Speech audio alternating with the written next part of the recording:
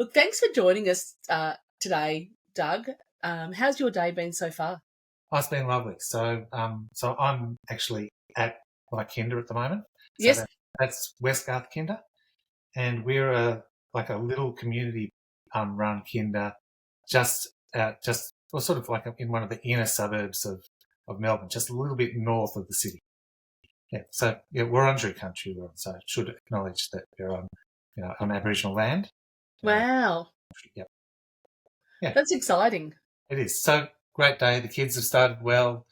They've just been introduced to, so although a lot of the teaching that we do is in the bush, we're based sometimes in a service, which is actually within a school grounds. And we've got children all settled in, playing nicely, working away with different tools and things, which is quite different from the bush, because in the bush, we don't tend to have any tools. We just use just what nature provides. Yeah, so, wow. So it really is a true bush kinder. It is, yeah. Yeah, and can I ask you then, how did your journey into the early learning sector begin? Yeah, I was somebody who, as a kid, went through school, not really loving school, but loving a lot of the things that were outside of school. So, I love things like gardening and woodwork and all of that sort of stuff. But I was a kid who was really good when I hit high school, like I was really good at maths and some of those sort of things. But the idea of having, when you're ending high school and people say, what do you want to be? And you're supposed to choose something that you're really good at, and it kept on being things like accountant or things. And I think, no, I don't want to be, inside at a desk. I wanted to do the things that I was really interested in. So I wanted to be a gardener or a carpenter or run a plant nursery or be a ranger in a park. I wanted to do one of those sort of jobs. But I also had my two parents, really bright people. They'd both missed out on opportunities for university education. So the idea of me leaving school to do a trade or doing something that wasn't like along that university path, they thought that's an opportunity that they didn't want me to miss out on. So I sort of looked at all these different jobs, and then I thought, actually, if I'm a teacher, that gives me an opportunity to be a gardener and be a carpenter and be whatever I want to, and I can bring all of my interests and skills into my teaching. And then I sort of thinking, well, where would I like to teach? And teaching after you've just been a teenager like teaching in a secondary school just would seem like hell. But that's what my wife's actually a secondary teacher, so I don't know how she sort of went straight from being a school kid and knowing how hard it is because you've just been one of them yourselves. Yeah. And primary teaching didn't interest me as much, but the idea of being a kindergarten teacher, like to teach like preschoolers, that seemed really good because I thought I'd done a bit of babysitting at that stage.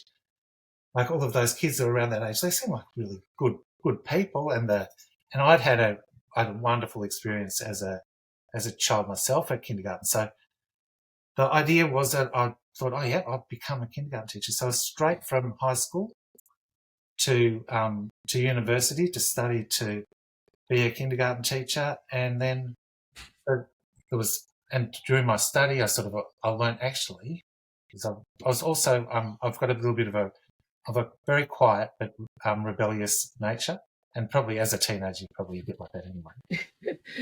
And I realised that actually you learn that you've got quite a bit of control and power as an early childhood educator, and you can actually, change the world. You can make it a better place.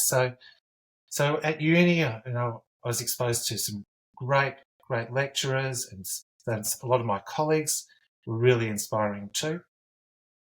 And so from there, it was straight into work. So I worked in some sessional kindergartens, so initially sort of that ones that were probably fairly traditional.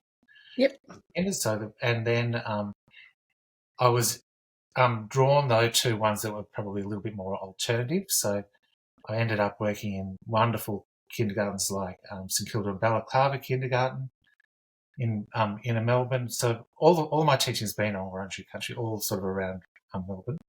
For a while I worked at this this incredible group, which was set up by Swinburne University, and I was the coordinator of school-aged sort of care for children, but evening care. So Wow. while the parents were out doing their study, their kids would be, with me and a bunch of people. So there's this great sort of these innovative programs like that. And St Kilda Battle Club was already really well known. That's actually quite amazing if you think about it, because that's really, I mean, I would never have thought about being able to study and having someone care for my kids. And particularly that there were some of the people there were like obviously single parents. Yeah. Where as a single parent are you going to find care for your kids? You don't have the money to go and just say get a nanny. No, that's right. You need something so the university provided that. So that was this fantastic thing. So to be able to be part of that innovative program, I also I did Steiner teacher training, and I was a prep teacher at a local Steiner school for a while. So I've ended up with this really vast sort of experience and knowledge. So worked in long day care and sessional kindergarten, like early primary, and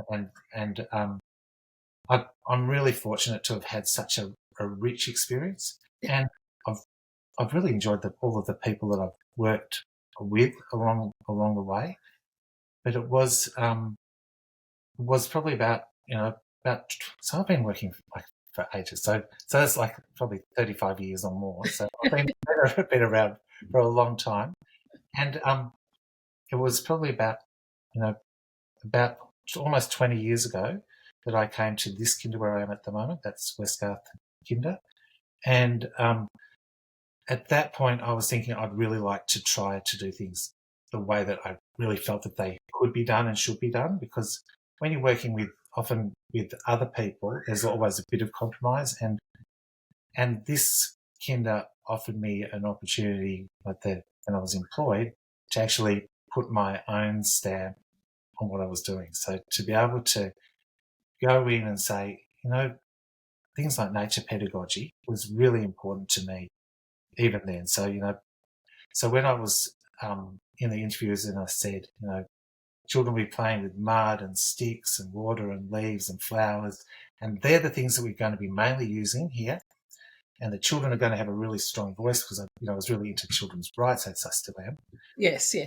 So all of those sort of things, and they said, that you seem like just the person we want, and to be given that permission was fantastic. So I was able to begin with those sort of things, and then with that great supportive community, it wasn't long before we were able to be in a position where we could say, well, let's start something that's actually, like, we had good grounds here, within the building, but we said, let's go out of the gate, find a spot in the bush and do something really amazing. And so that's, for me, it was actually getting out and it's creating Bush Kinder and being like the first sort of like service to actually go and do it. Obviously not the first service to ever go out and install, because for 60,000 years Aboriginal people have been doing it.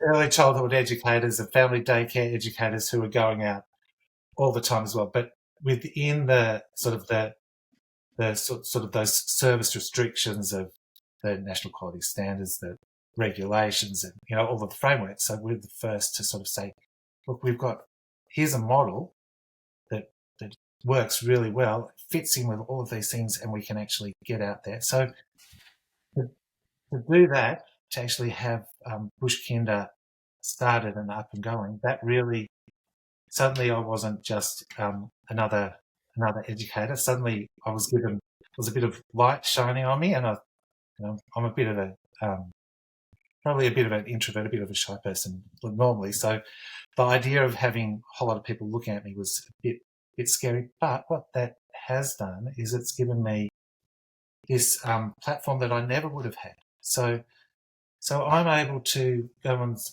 speak to other educators, quite often. So I've been able to sometimes speak at a conference, or to be able to be on a podcast like this with you, Paula. Yeah, absolutely. And it's so refreshing we speak to so many people who are thought leaders or experts, but it's so refreshing to hear your voice from within the bush kinder. You're actually talking to us from within your kinder, and it's in that real time. So, no, it's great to have you on here, Doug. Yeah, thanks, Paul. And for me, I think that one of the things that people, so I might not be always like a fancy presenter, but what I can do is I can speak with an understanding of what it's like to be in this profession firsthand, because I'm working with children, I'm hands-on as well as doing other things. Can I quickly say that it's also offered me opportunities to work with some incredible people. So there's an Aboriginal service that is being set up by Aboriginal people, Aboriginal CEO, Aboriginal board for Aboriginal children, called Bulbulquam. And because of my work in this space, they invited me along to be part of their program for a long time. So to be part of these extraordinary things has just been wonderful. And I've also been given the opportunity to write. So to be able to write in journals and write articles, and also, is that okay if I show the book that I'm just really proud that I've just... Yeah. Sure. Have you got it there? Yeah, I've got it with me.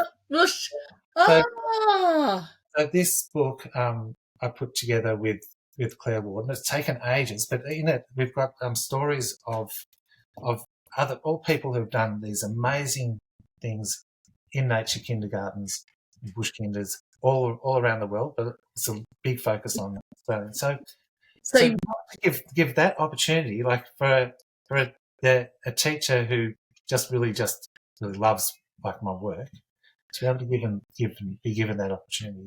We can hear the passion in your voice, Doug. We can. And what you have is that past experience, but you're looking to the future of where we should be, which is, such a skill and such a quality that so many of us like to have. So, in that, like, even when you're talking about setting up with the bush kinder with the Indigenous group, that would have been like such a privilege, I suppose. Oh, incredible! Because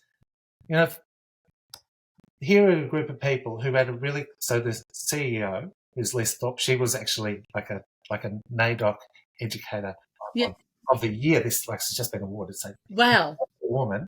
So Lisa Thorpe, she already had a very clear idea that she wanted a program for their service which they call Connection to Country, and for their program, she had a very clear idea. What I was able to do was I was able to say, everything that you have planned, everything that you want to do, that part, it ticks all of these boxes. So all of these things all I was able to do was just say, here's all the evidence that supports what you're going to do.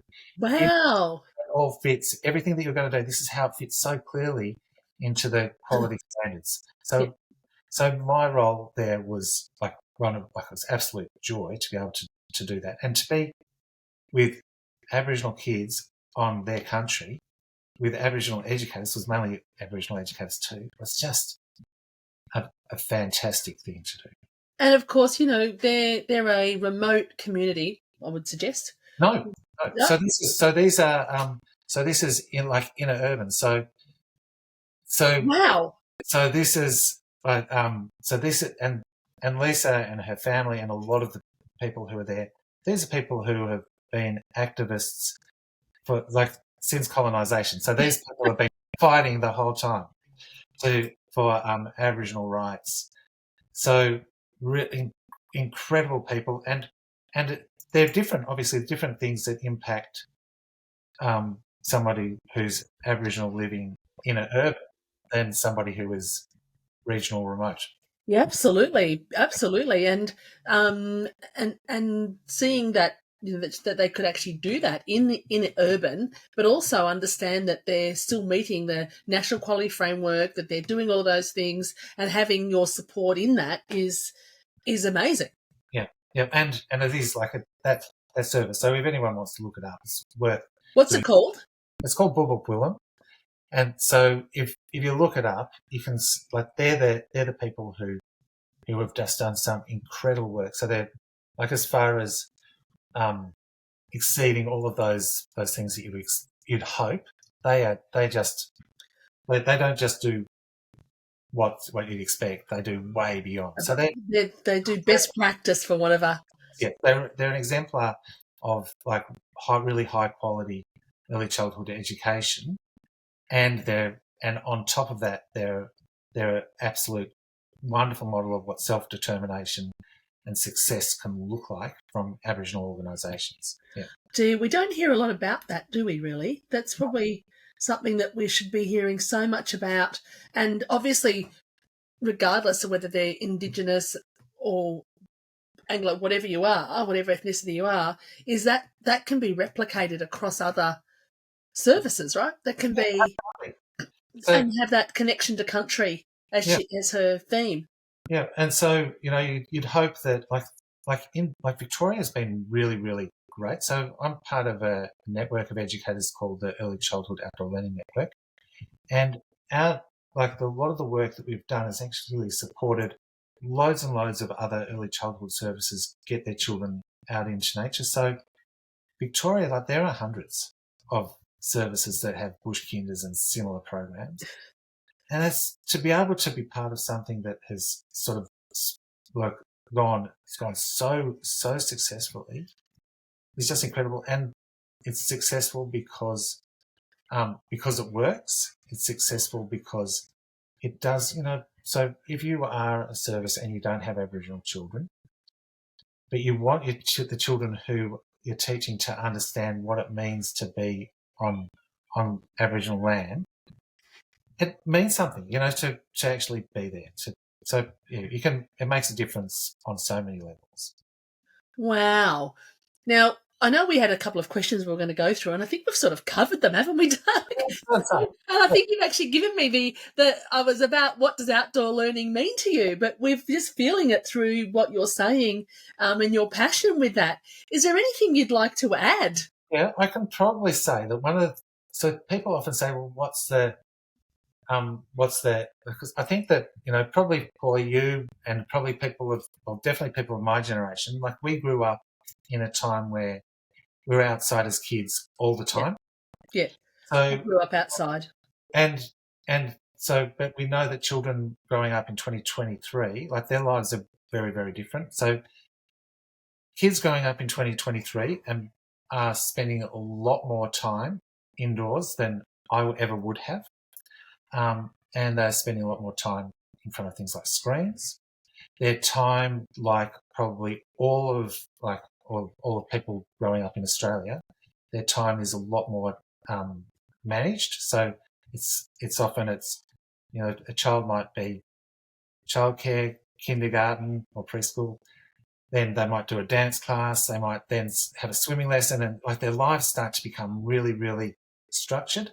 And where for me as a kid, there was loads of free time. These kids don't have free time.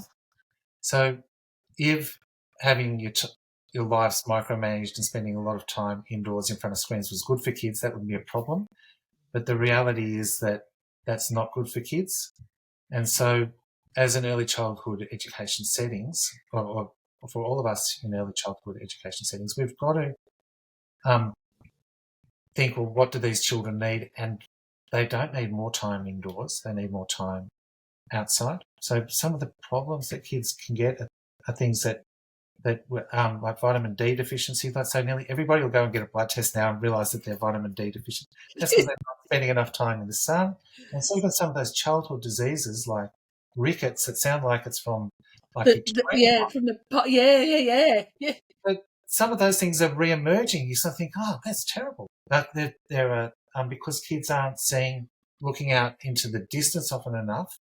They're actually physically becoming short-sighted. So there's these so many things, obesity increasing. So there's all these problems with not being outdoors, and then there's loads of evidence that says the children who actually spend time outdoors do better than they do indoors as far as their education, their academic results. They're healthier. They've got better balance. They're smarter. They're kinder towards each other. They care for the world more than. So all of these, there's so much evidence that says that being outdoors is good for children. So there's loads of, so when you've got evidence that says it's bad for kids to be indoors, and there's all this evidence that says it's good for them to be outdoors, then we've got to think, well, we've got to look at evidence, not just, so part of it is like what we know in our hearts. We just think, oh, it was so good for us. We want yes. But then there's all the evidence that says, we've got to do something about this. So, and again, it's supported by all of the frameworks, all the standards, regulations, all of those things are there that support that sort of thing. And that's look, I was a child that grew up like you did, Doug, outside till the lights come on, and then you'd go in, I believe there is research and evidence that says, back in our day, a child could be like a kilometre out of sight, right? And now it's actually they've got to be within line of sight, and so that has reduced the freedom of children, and to a degree, that's obviously been the way that, safety and stranger danger and that sort of thing has been put into our generation. But now we've got the other end, haven't we, where indoors is just as dangerous with internet and worldwide predators. Yep. Yeah. And so we've got to think, well, obviously in an early childhood setting, we can't say, well, you can go a kilometre away. But and we probably wouldn't want that. But what we can do is we can try to replicate some of those things by not being in children's face all the time. To actually say we can adequately supervise, which is our responsibility as educators. We can provide the right learning environment for you, but we don't have to be in your face. We can actually step back and allow you the freedom that we can offer you as a child. So even though we're in children's spaces and we are keeping them safe, we're giving opportunities to take appropriate risks while keeping them safe.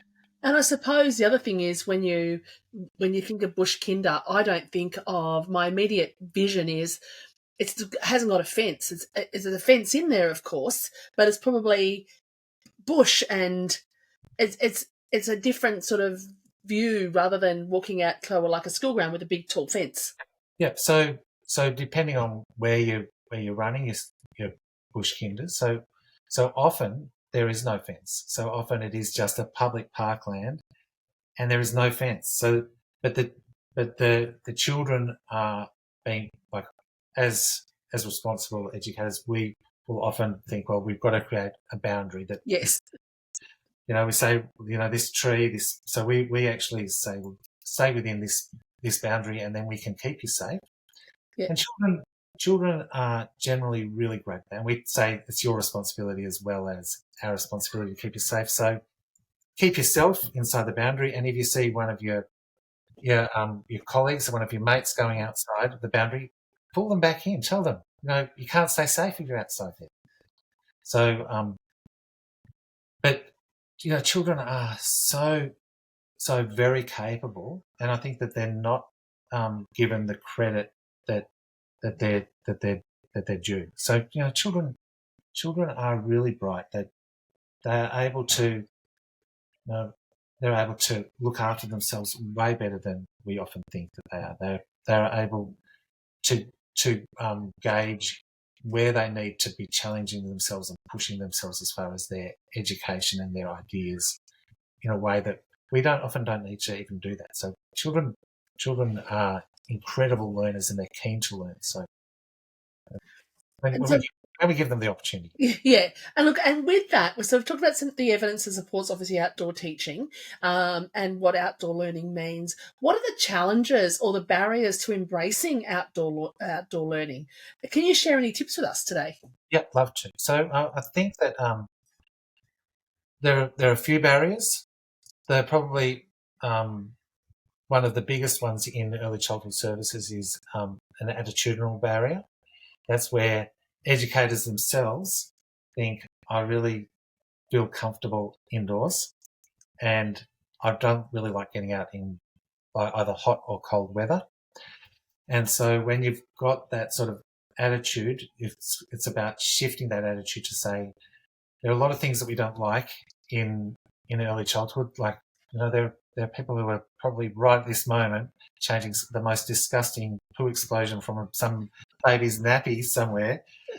And you can't just say, well, actually, I don't really like that. I'm just not with it. So it's getting beyond those things and then doing everything you can to try to be more comfortable. So you can overcome those barriers by making sure that the educators have got like really good protective clothing, that they're kept warm in the cold, that they don't have to.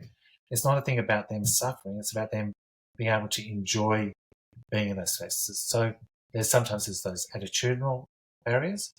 Other barriers can be things such as, particularly if you're trying to operate a bush kinder, in those growth corridors where often there's like houses and houses and houses being built, but there's no lovely sort of patches of bush for children to be in.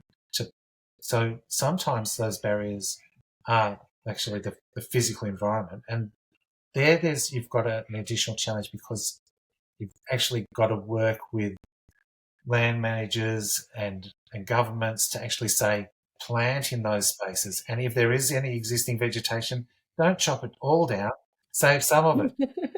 So there are some of those, and that's been very active in your community to agree, and being confident with approaching your councils, approaching the developers, being part of that initial conversation in the setup of a kinder or an early learning facility.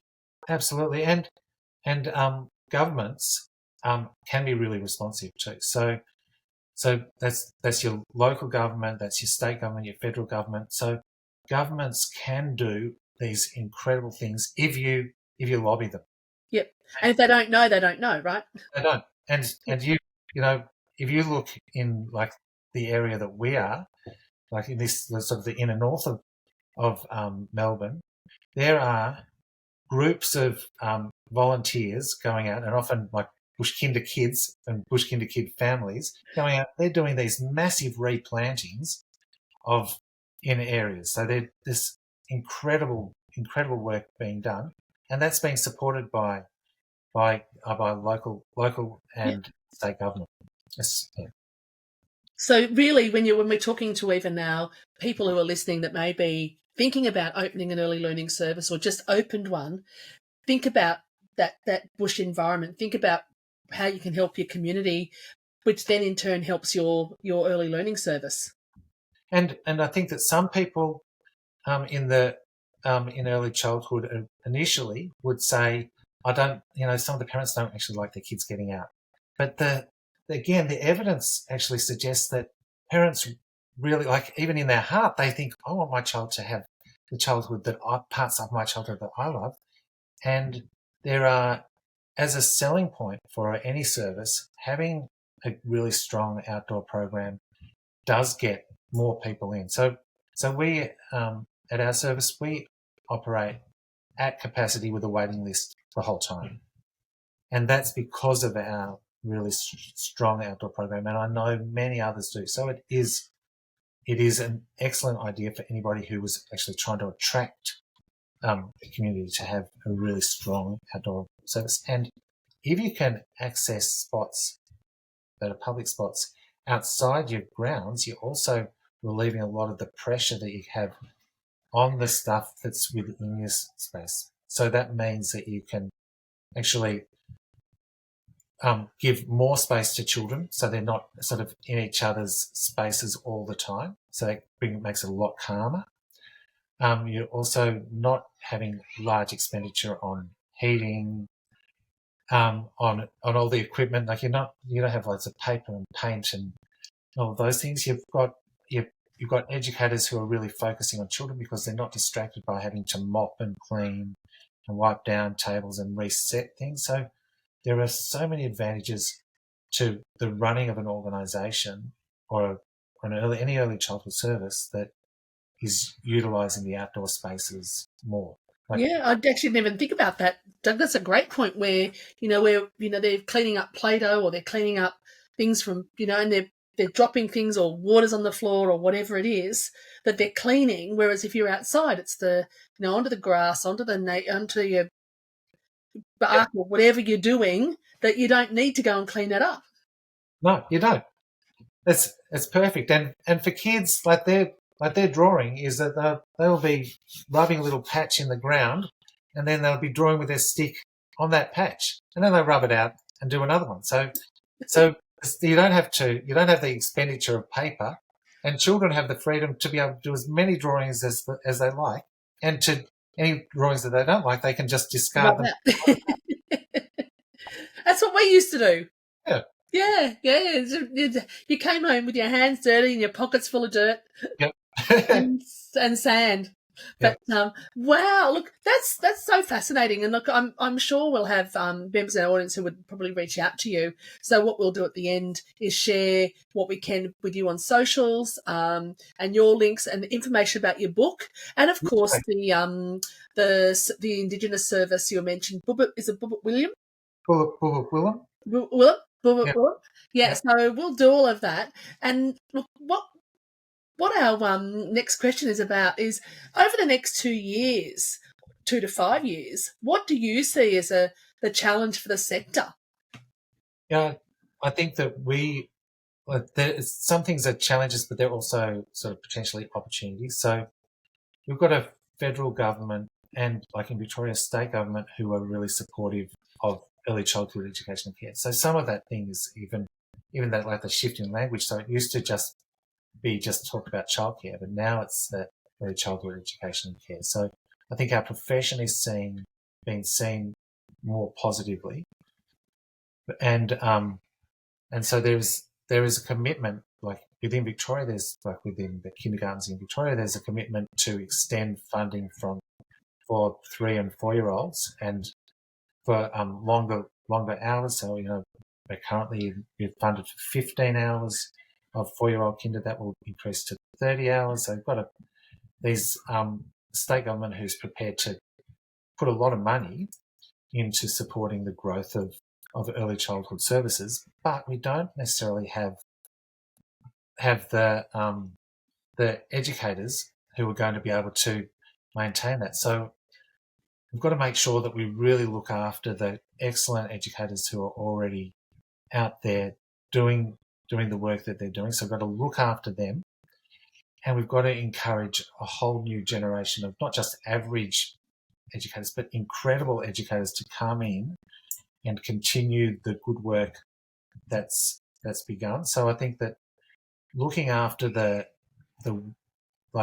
workforce of our profession is like absolutely sort of crucial if we're going to be able to keep the good work happening. So I think that's something which I can see. And the other thing is, which is a sort of a broader thing, is just in the whole world, when we're facing things like climate change, that everything that we do, we have to be thinking of not just our immediate, this is workforce and our service issues, but like world issues. So to be able to think, well, how is the work that we're going to be doing now, is it going to benefit like the world? So how is, for everybody who's setting up or has an early childhood service that is operating, how is their service going to actually do good stuff in the world? How is it going to address climate change? And that, obviously, the most obvious thing that you do is you build a whole generation that is better than the existing generation. Yes. Of kids who are going to do good things. So there are challenges, but there are great opportunities. And just listening to what you've been saying, the opportunity to put bush kinder in is one of those ways to help, because we're not just putting bricks and mortar around and then concrete and whatever. We're actually doing something where we're reconnecting with that nature and that, and as you said earlier about giving the children the view of what the environment means. Yeah. So something as simple as that, you're actually making a difference in the world. Yeah. Yeah. So you've enlightened me today, Doug. I feel very privileged to speak, because you just don't think of it sometimes until someone points it out at the obvious, isn't it? Yes. Sometimes it is like the most obvious thing. And it's so simple. It's so simple. And that next generation you were talking about, which will be, the next generation should always be better than the previous generation, right? You'd hope. And we're learning from that. Wow. Now, look, before we finish up, we love to ask our wonderful guests for any personal mottos, motivational quotes, but I love to call them wise words. This is my little wise words segment of my podcast. And would you have some wise words that you'd like to share with our listeners? Yeah, I'd reckon that probably if we recognise how children are growing up today, and we know that it's not how we'd ideally like it to be, that we actually put things in place. So rather than wait for free time for any children that you're involved with to go out in nature, because that to actually plan time, to actually say whether if you're a parent or a grandparent or you're an educator or you run a service, for all of the children in your life, they actually plan and set aside some time for those children who are in your lives to be outdoors in nature. So set that time, because being in nature is so important and good for children, but it's also good for you. So that's what I'd say. Oh, that's fantastic. I'm an outdoor person. I love being outside. It's it's like my happy place, and I always believe it's good for my soul. And it is. And evidence tells us that too, Paula. So say that even just a view of nature is enough to bring down our cortisol, our stress levels. So yes, it is. Yes, I know. My actual window out of my office here is straight into, I've got a big school behind me, but what we've done is planted so much greenery and trees, and I've got a gum tree growing just to make it, because that, like exactly what you said, just that connection through the window is fantastic. Yeah. So I certainly take on board what you're saying, and hopefully, someone will, some of our listeners will go, wow, that's so inspiring, Doug, and put some action in place. But really, what we'll do is share with our audience all the ways to connect with you, and your book, of course, which would be a great resource for a kindy, and then the Willem information, and anything else you'd like to share that you think we need to be aware of would be fantastic. And thank you for your time. Oh, thanks so much, Paul. I really enjoyed it. Yeah, we might actually come back and do another one, Doug, on Willem.